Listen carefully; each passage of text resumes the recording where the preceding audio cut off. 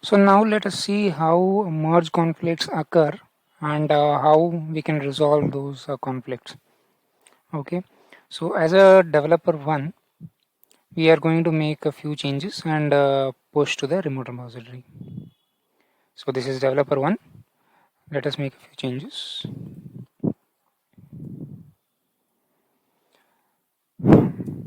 I'm updating an existing line and I'm going to add a new line.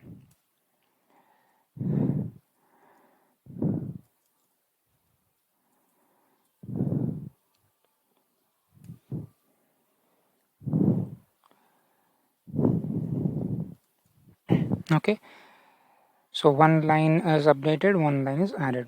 Let us make a commit.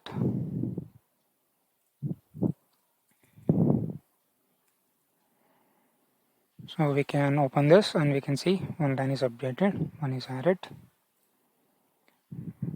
So we'll go ahead and commit and push.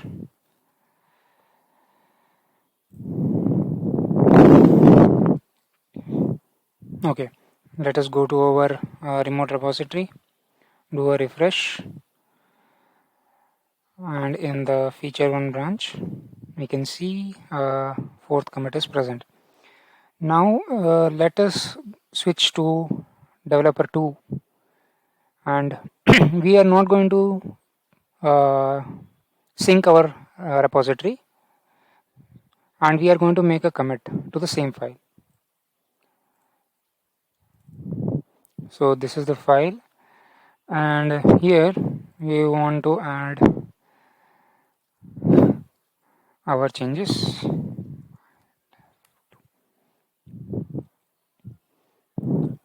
Okay,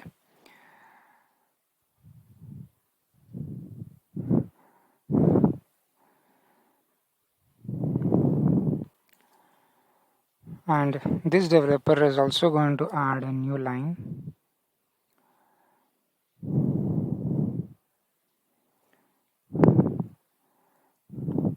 And this is his first commit. Now we will commit the changes by developer 2. So this is the change, and we can commit. Okay.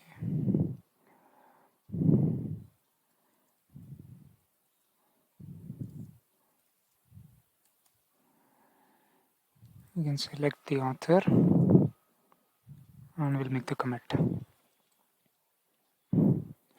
Okay, so there is a change made by developer 1 in the remote repository, but developer 2 has made a change in his local repository.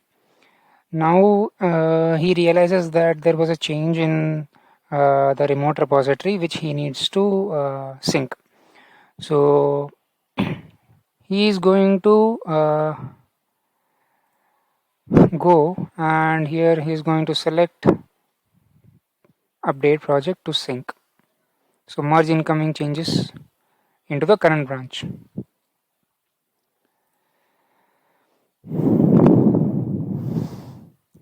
So when we are trying to merge the changes in the remote repository, we will see conflicts because both the developers have updated in the same line.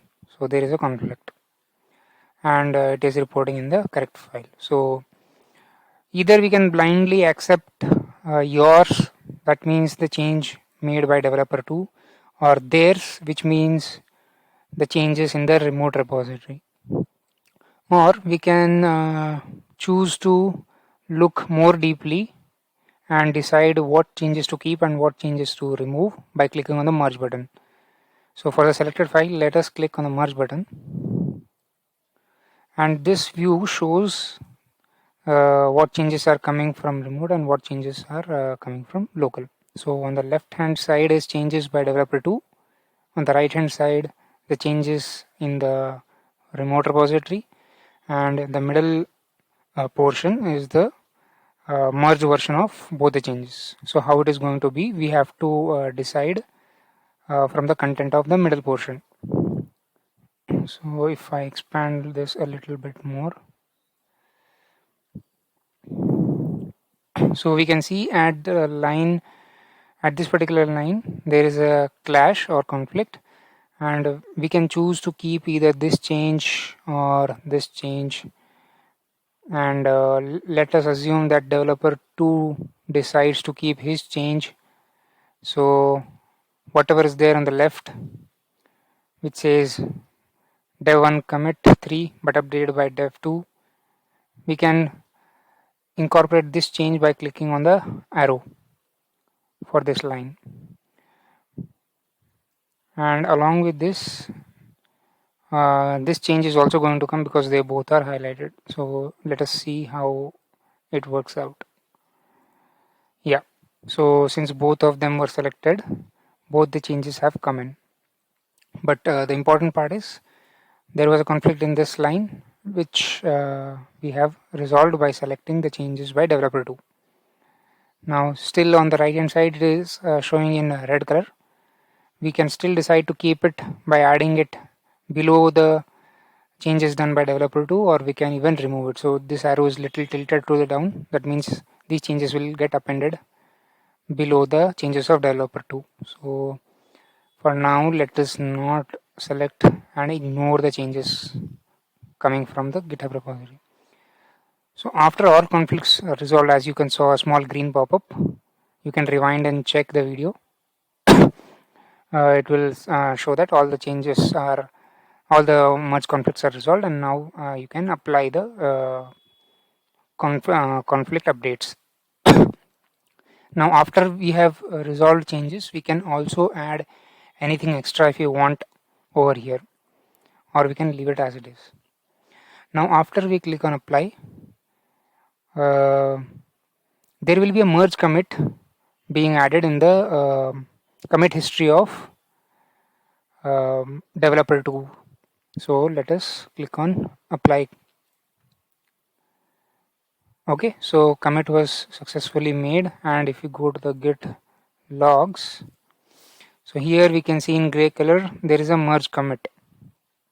Okay, so this IntelliJ has done in the background for us once we have resolved the conflicts. Now this particular commit we have to push it to the remote repository. So we will select push, and here now we have two commits. One was the commit made before the conflict arose, and another was the merge commit to resolve the merge conflicts. So these two commits are going to go into the remote repository. So let us push. So we have pushed, and now let us check our remote repository, and let us go to commits. So here we can see developer 1 had added the fourth commit, developer 2 had added his first commit, and then we have a merge commit where we resolve merge conflicts.